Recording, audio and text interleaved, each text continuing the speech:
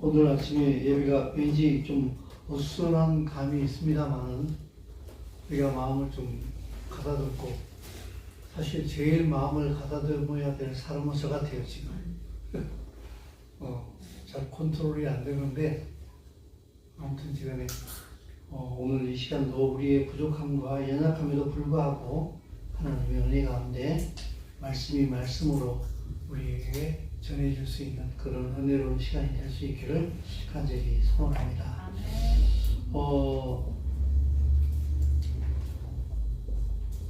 저도 이제 뭐 누구한테 가서 이렇게 말을 하게 되고 특별히 말할 것도 없습니다만, 서로 만나게 되면은 인생 짬밥으로 얘기하게 되면은 어느 틈엔가 나도 살 만큼 살았습니다 하는 나이가 되어버렸더라고요.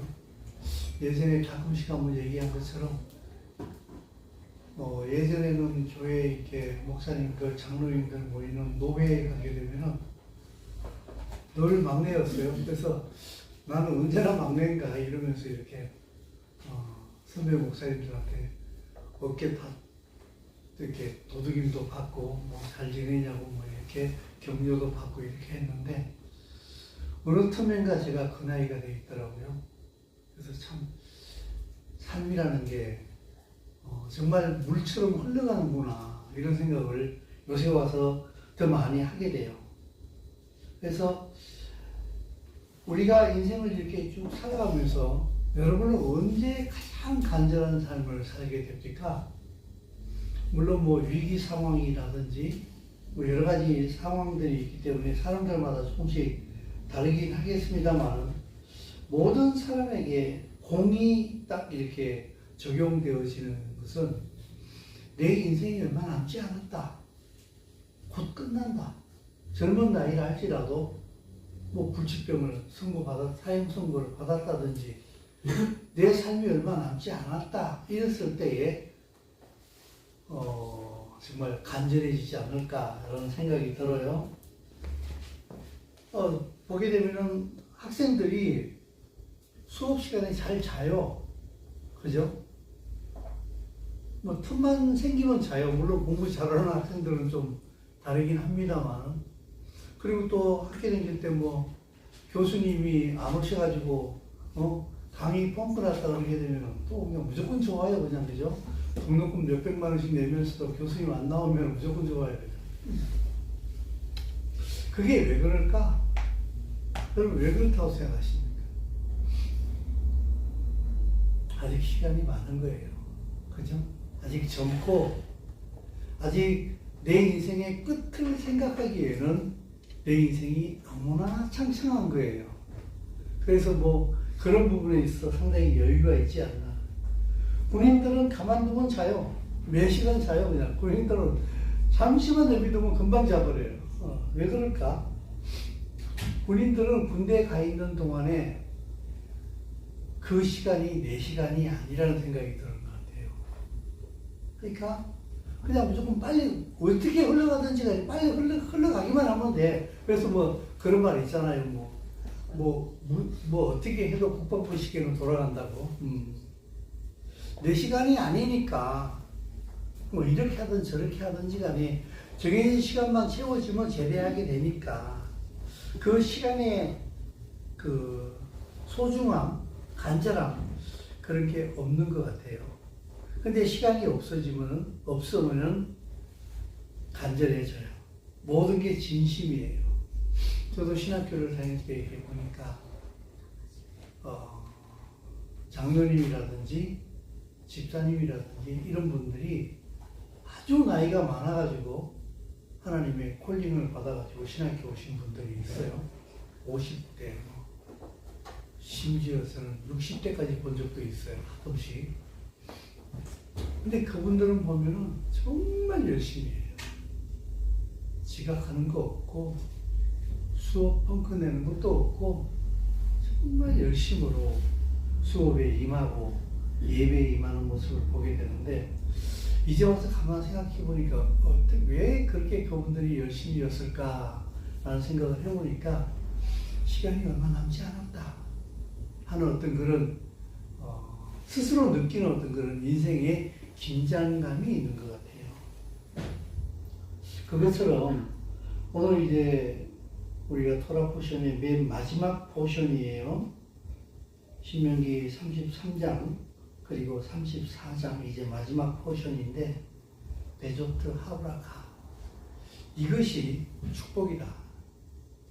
모세가 이제 마지막으로 이스라엘 백성들에게 복을 빌어주는 그런 장면인데 축복으로 마무리를 하고 있어요. 이제 모세는 이 축복을 하고 나게 되면은 모세는 이제 이스라엘의 역사의 뒤안길로 사라지는 거예요. 얼마나 아쉽겠어요. 바로 눈앞에 그렇게 꿈에 그리던 가나안 땅이 바로 눈앞에 있는데 그 길을 못 들어가는 이 모세의 심정이 얼마나 뭐라고 표현할 수 없을 만큼 안타깝게 그렇게 생각을 하게 되는데 이 마지막 순간에 모세가 자기 백성을 축복함으로 하나님의 이름으로 축복함으로 마무리를 하고 있는데 그러면 이 축복 속에 물론 그 인간적인 감정이나 간절함이 뭐 그렇게 크게 중요하겠습니까마는 정말 모세가 자기가 인생의 마지막에 도달한 것을 알면서 그 이스라엘 백성들에게 자기가 할 수 있는 마지막 일을 행할 때에 이 모세가 얼마나 간절하게 그 이스라엘 백성들에게 이 말씀을 전했겠는가 하는 그런 생각을 하게 되는데 자 그런 마음으로 우리가 모세의 이 첫 번째 말을 한번 들어보도록 하겠습니다. 2절 말씀 우리 같이 한번 읽어볼까요? 33장 2절 말씀입니다. 자 같이 읽습니다. 자, 시작. 그가 일렀으되 여호와께서 시내산에서 오시고 세일산에서 일어나시고 아란산에서 비추시고 1만 성도 가운데에 강림하셨고 그의 오른손에는 그들을 위해 번쩍이는 불이 있도다. 하나님께서 세 군데 지금 나타나고 있어요. 하나는 시내산, 하나는 세일산, 하나는 아란산. 이렇게 모세가 말씀을 전하고 있는데 시내산이라 하게 되면은 이스라엘 백성이 하나님으로부터 율법을 받은 장소가 바로 시내산이에요. 딱 요약해서 말하게 되면은 하나님께서 말씀으로 자기 백성을 만났어요. 그리고 세일산에서 일어나셨다 그러는데 세일산에서 비추었다. 원어의 의미는 일어나셨다는 의미가 빛을 비추다라고 하는 그런 의미예요. 돌아보게 되면 세일산은 에서에게 주신 땅이에요. 에서는 야곱의 형이에요. 그죠? 야곱의 형에게 주신 땅이고 그리고 바란에서 비추셨다 이렇게 또 얘기를 하고 있는데 바란은 이스마엘의 땅이에요. 이스마엘은 이삭의 이복 형이에요. 그죠? 아브라함이 하가를 통해서 낳은 사람이 바로 이스마엘이에요. 그죠? 그래서 하나님께서 시내산에서 자기 백성에게 말씀으로 나타나시고 그 세일산에서 에서에게 주신 땅에서 나타나시고 바란 땅, 이스마엘 족속의 땅에서 나타나셨다. 이걸 한꺼번에 쭉 요약을 하게 되면 야곱을 통해서 이스라엘 12지파가 생기게 되고 이스라엘의 뿌리가 되는데 이스마엘과 에서를 통하여서 여러 이방 족속이 생기게 되거든요. 그래서 이스라엘을 통해서 열방의 하나님이 되시기를 원한다.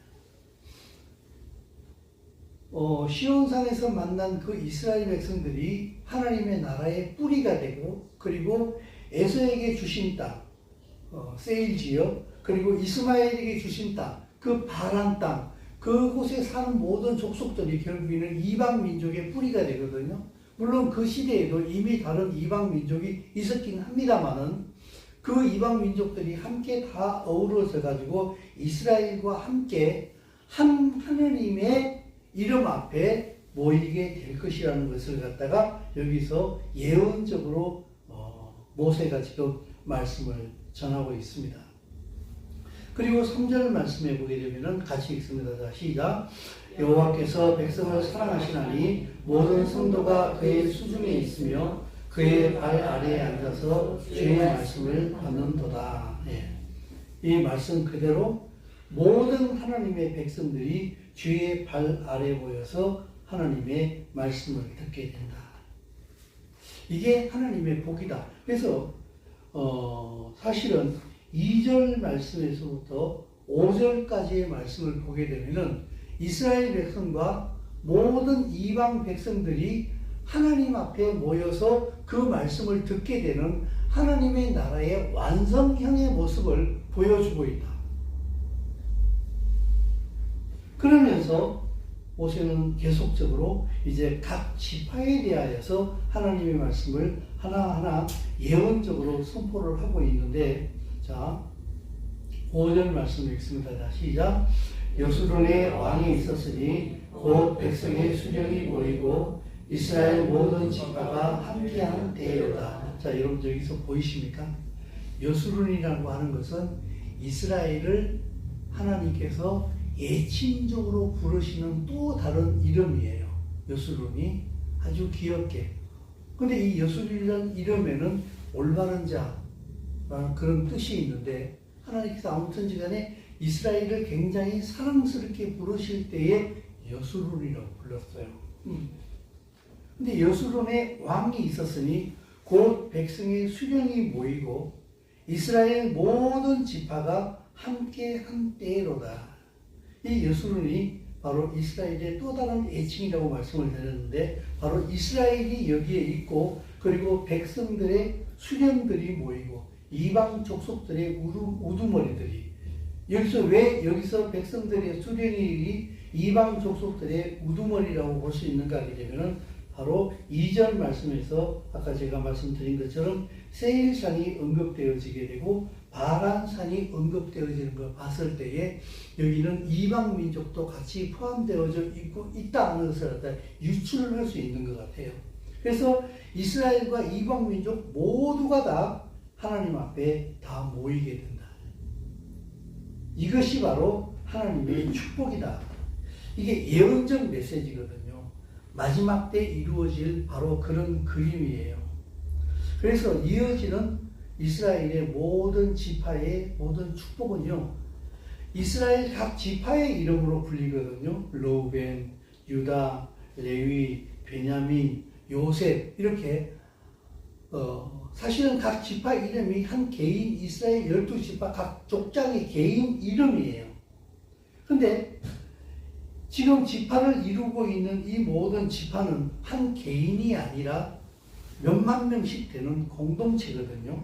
그래서 여기서 유다 지파에게, 레위 지파에게, 베냐민, 요셉 지파에게 한 개인의 이름으로 언급되어지고 있습니다만은 이것은 개인적인 축복이 아니라 공동체적인 축복이에요.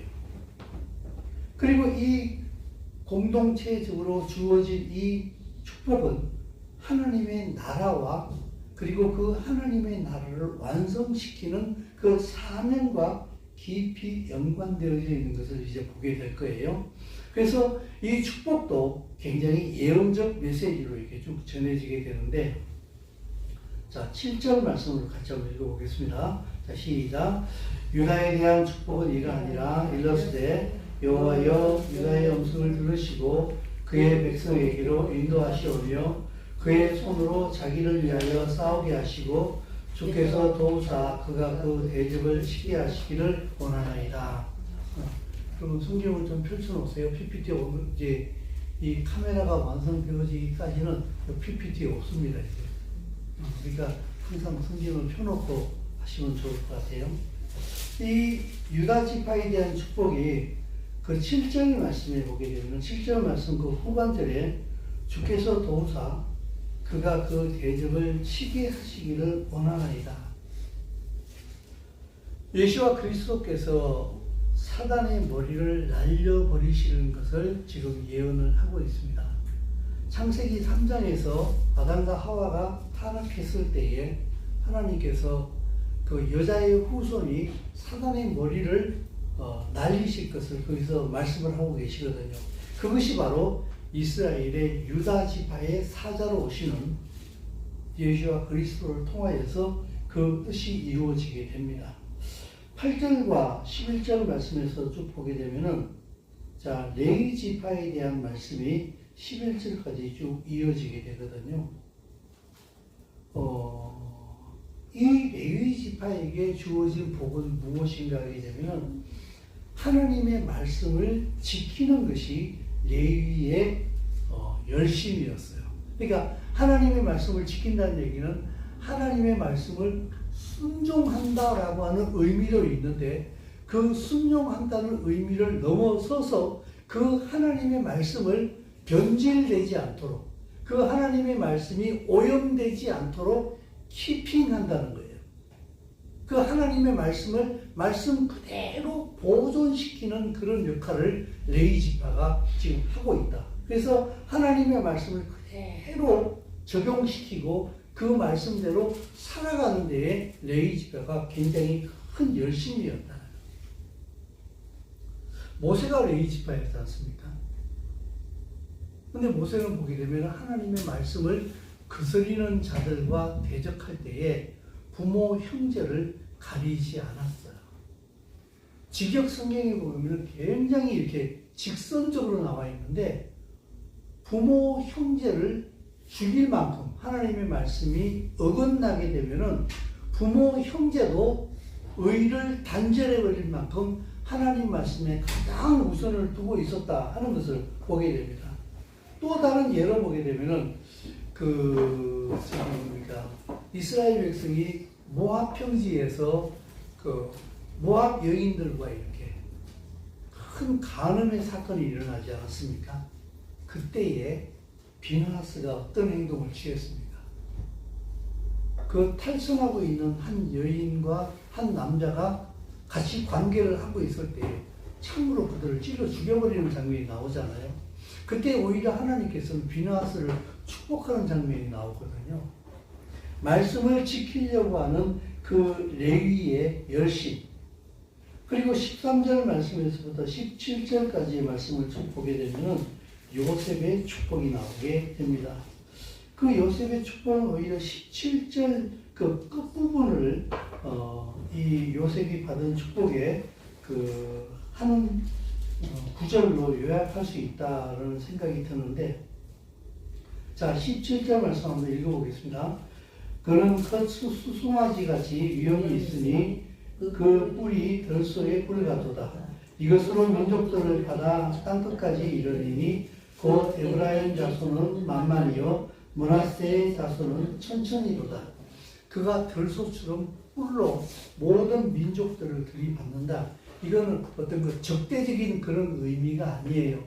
요셉에게 주어진 그 힘을 가지고 하나님의 말씀을 모든 민족에게 다 전하는 데에 이 요셉 지파의 역할이 그 요셉 지파에게 주어진 파워, 그 힘이 굉장히 큰 역할을 한다 하는 그런 의미입니다. 그리고 18절 말씀을 같이 읽어보겠습니다. 시작. 스불론에 대하여는 이르시되 스불론이여 너는 밖으로 나감을 기뻐하라. 이사가리야 너는 장막에 있음을 즐거워하라. 스불론과 이사갈은 요셉의 아내였던 두 번째 아내였던 레아, 원래는 본처가 될 사람이었죠. 그죠? 레아가 낳은 두 아들이에요. 그래서 스불론과 이사갈은 둘이 형제예요. 근데 그 스불론에게는 보게 되면은 스불론이여 너는 밖으로 나감을 기뻐하라 그랬어요. 스불론은 에서처럼 바깥으로 나가서 일을 하는 것을 굉장히 즐겨했던 것 같아요. 외교나 무역이나 이런 것을 이 스불론 지파에서 많이 감당을 했던 것 같습니다. 근데 이사갈 지파를 보게 되면 너는 장막에 있음을 즐거워하라 그렇게 얘기했어요. 이사갈은 보게 되면은 이 장막에 머물러 앉아가지고 연구하고 하나님의 말씀을 듣고 이것을 굉장히 절규하는 그런 지파였다고 그래요. 그래서 그런지 이사갈 지파에서 학자들이 많이 나왔다고 합니다. 그리고 그 이스라엘의 사내들인 우리나라로 치게 되면 국회지요. 거기에 이삭을 지파의 사람들이 굉장히 많았다. 그렇게 얘기를 합니다. 그러니까 모세의 예언대로 다 되고 있었던 것 같아요. 근데 재밌는 것은 무엇인가 하면은 이 스불론 지파가 모세가 예언하기를 너는 밖으로 나감을 기뻐하라 그렇게 예언을 했잖아요. 근데 이게 최근에 이루어진 것을 보게 되면은 2009년 그리고 2010년도에 이스라엘의 그 지중해 앞바다에서 대형 가스천이 발견되어졌어요. 그 예전에 유대인들이 그런 농담을 많이 했다고 해요. 설교 시간에 한번 말씀드린 적이 있는데 하나님께서 기름 안 나는 곳을 찾아서 이스라엘 백성들에게 주기 위하여서 40년 동안 하나님은 헤매고 다니셨다. 왜냐하면 중동 전체에 기름이 나잖아요. 기름이 안 나는 나라가 없잖아. 근데 꼭 유독 이스라엘만 기름이 안 났어요. 그래서 기름 안 나는 땅을 찾기 위하여서 하나님이 40년 동안이나 우리를 끌고 다니셨다 하는 그런 아주 블랙조커를 하는 것을 들은 적이 있는데, 근데 드디어 2009년, 2010년에 이스라엘의 앞바다에서 대형 가스천이 발견되어졌는데 2050년까지 이스라엘의 국내 수요를 다 채우고도 남아요.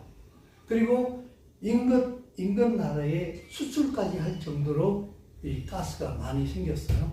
그래가지고 이로 인하여서 오히려 이스라엘이 굉장히 정치적으로 유리한 자리를 차지하게 됐어요.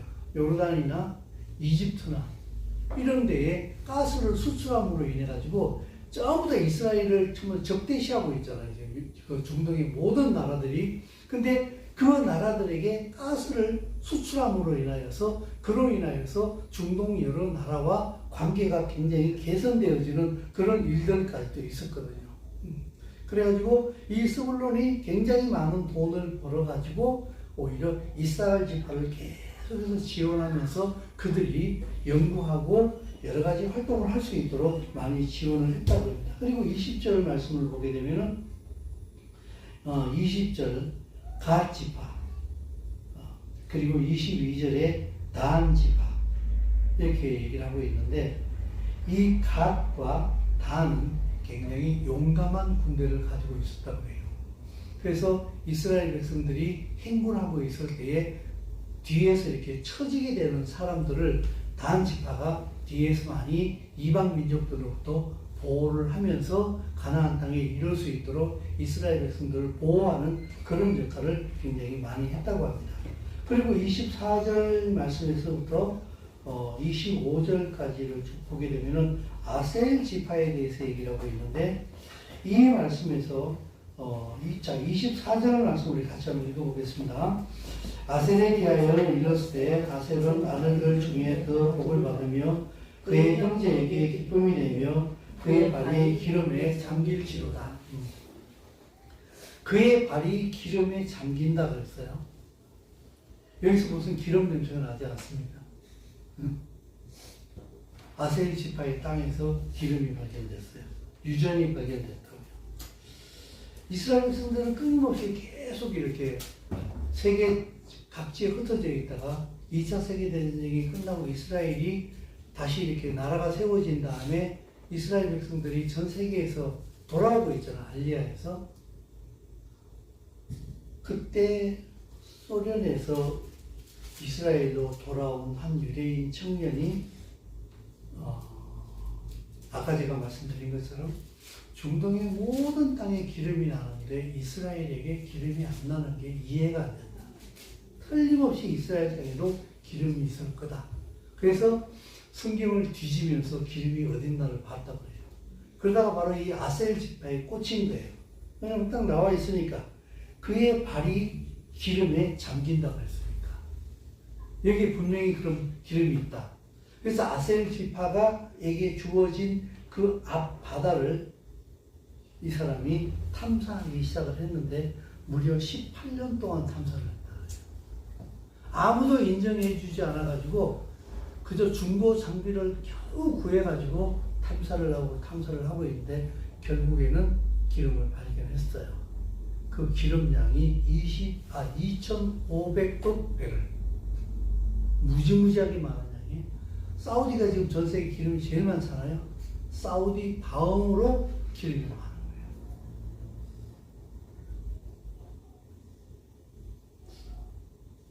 그 이스라엘은 이제 산유국이에요, 여러분. 근데 최근에 그 여러 가지 이렇게 신문 기사 같은 걸 조사해 봤더니 이스라엘은 기름과 가스를 제한적으로 팔아요. 마구제비로 사우디가 중동 여러 나라처럼 막 파는 게 아니라 그걸 제한적으로 팔더라고.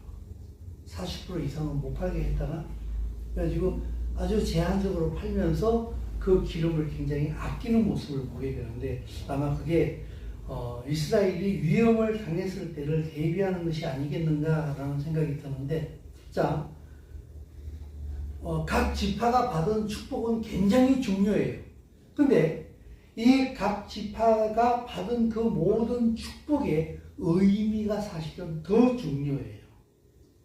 그게 무슨 말씀인가 하게 되면은 각 지파가 보게 되면은 어떤 지파는 사단의 머리를 제거해버리는 그런 사명을 감당하고 있기도 하고 굉장히 강력한 군사의 힘을 가지고 이스라엘 백성을 보호하기도 하고 어떤 지파는 학자의 지파가 돼가지고 하나님의 말씀을 연구하기도 하고 또 어떤 지파는 돈을 많이 벌어가지고 계속해서 이스라엘 백성들에게 공부할 수 있도록 뭔가 연구할 수 있도록 계속 지원해주고 있는 어떤 그런 역할을 맡기도 하고 또 그리고 어떤 지파는 기름을 가지고 있어가지고 그 기름을 생산해냄으로 인하여서 또 각 지파들에게 나누어주는. 그러니까 한 말씀으로 드리게 되면은 한 지파 각 지파의 축복은 한 지파의 축복으로 끝나는 것이 아니라 다른 지파의 축복으로 연결되어져요. 내가 받은 복이 난 복 받았어, 대박이야, 잘됐군, 이게 아니라 내가 받은 복이 너에게도 같이 복이 되는 거예요. 모든 지파에게 동일하게 복이 되는 거예요. 그래서 한 지파가 받은 그 축복의 의미가 완성되어지는 것은 다른 지파가 그 지파의 축복을 함께 누림으로써 이 축복이 완성이 되어져요. 이 축복의 의미가 완전히 이루어지게 된다고요. 이게 교회의 원리와 아주 동일합니다. 오늘날에도 예수와 그리스도의 공동체에 똑같이 이것이 나타나야 돼요. 초대교회가 예수와 그리스도의 이름으로 그들의 공동체가 이루어졌을 때 사도행전을 보게 되면 그들 가운데 궁핍한 자가 없었다, 가난한 자가 없었다, 성경은 그렇게 기록을 하고 있어요.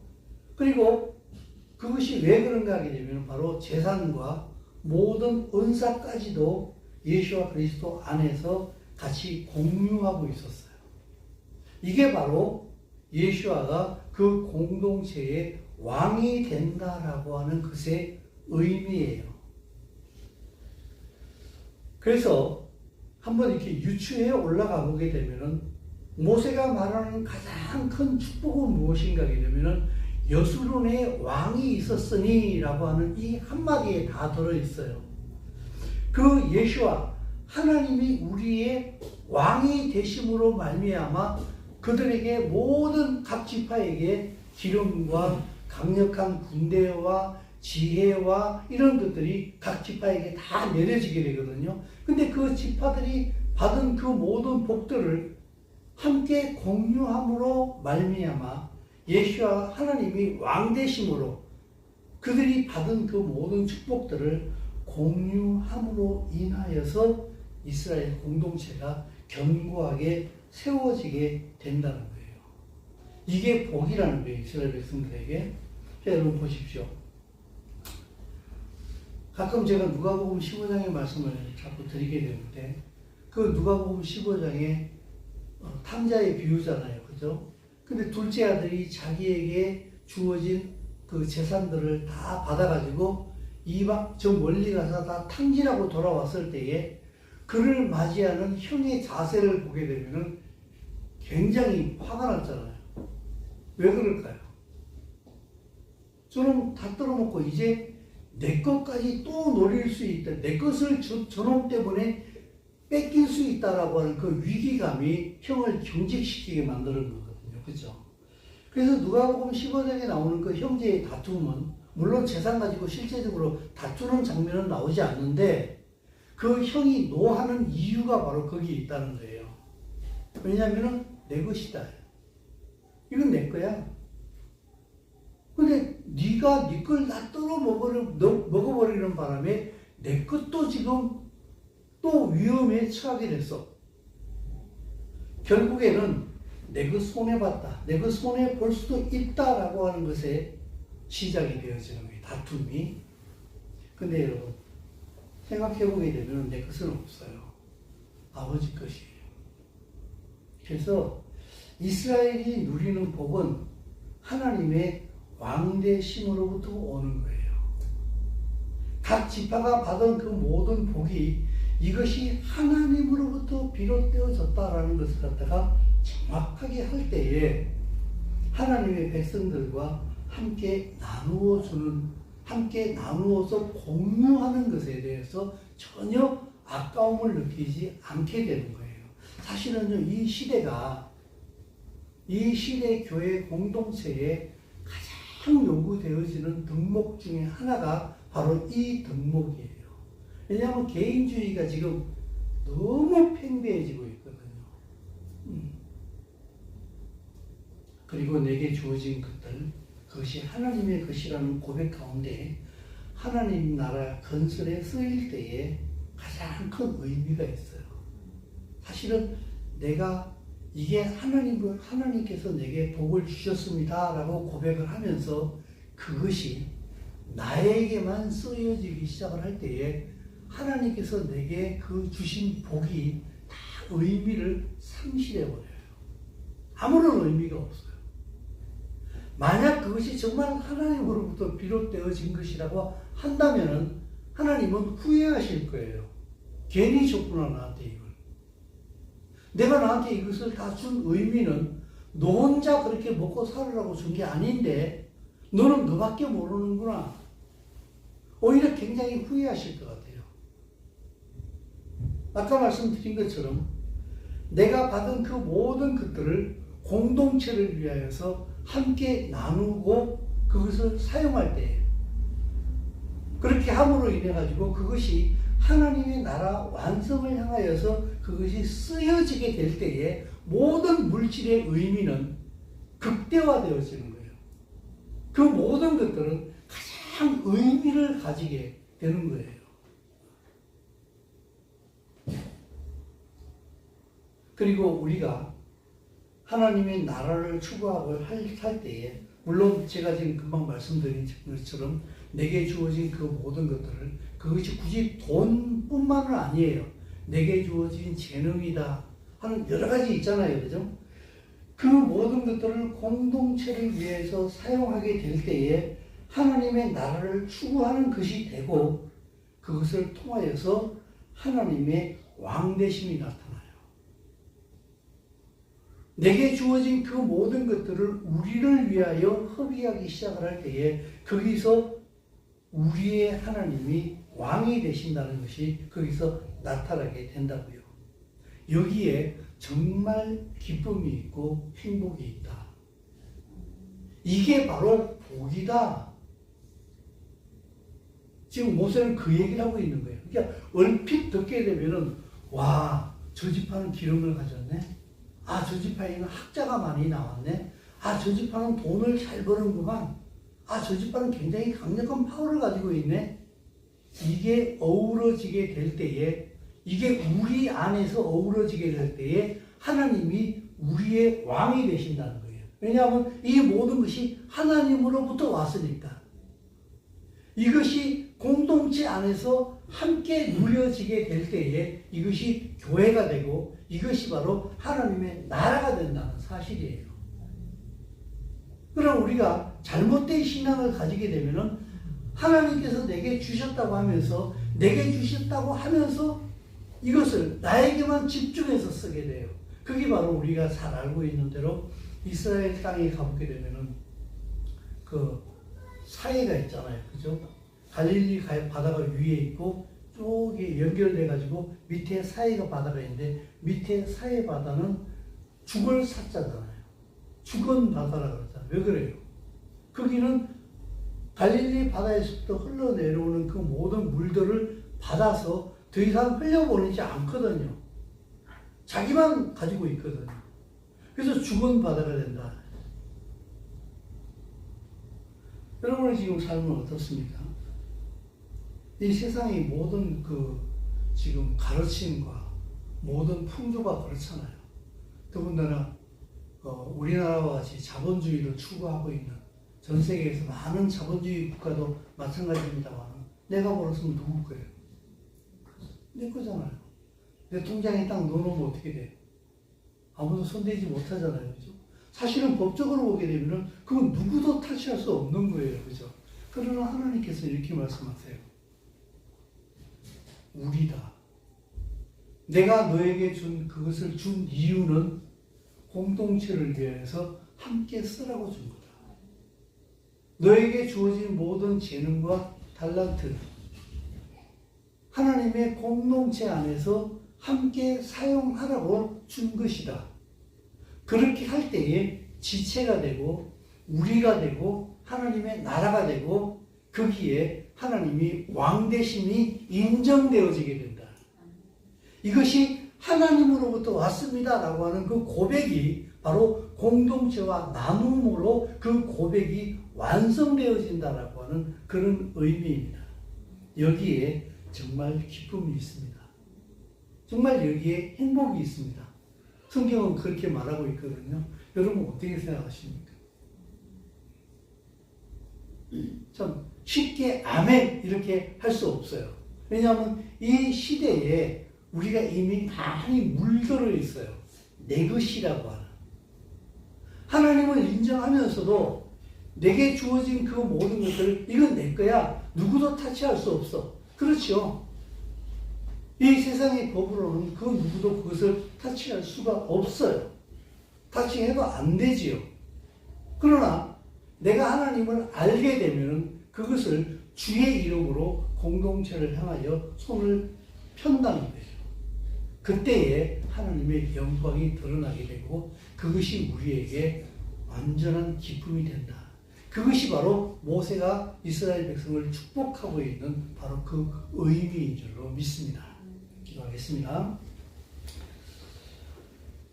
세상과는 너무나 다른 가치관의 말씀을 우리에게 가르치고 계신 줄로 압니다. 그러나 그 세상과는 전혀 다른 그 가치관, 그 말씀을 우리는 믿음으로 아멘이라고 할 수 있는 이유는 바로 우리 안에 하나님의 영이 계시기 때문에 그런 줄로 믿습니다.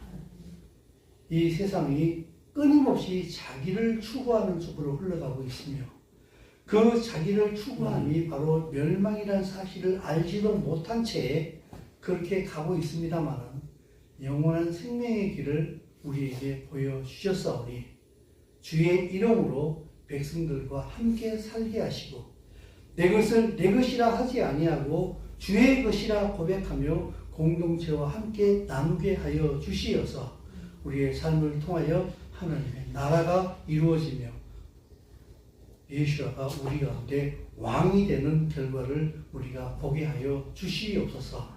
그 안에 가장 큰 기쁨을 누릴 수 있는 은혜가 있게 하여 주옵소서. 예수의 이름으로 기도드리옵나이다. 아멘. 우리 찬송 드리면서